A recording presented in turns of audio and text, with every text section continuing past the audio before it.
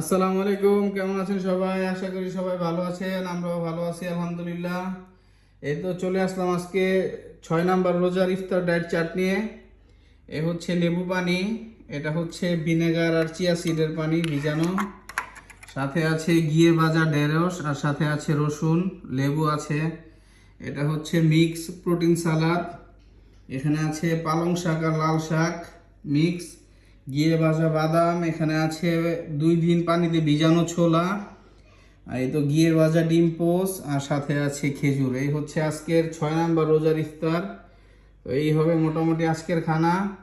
ভালো থাকবেন সবাই। আর সাথে একটা পার্সেল আছে, এটা টুকটাক থেকে গিফট আসছে। টুকটাকের 10 জন গিফট হ্যাম্পারের মধ্যে আমরা হয়েছি একজন। তো গিফটটা কি আছে সেটা আপনাদেরকে দেখাইতেছি।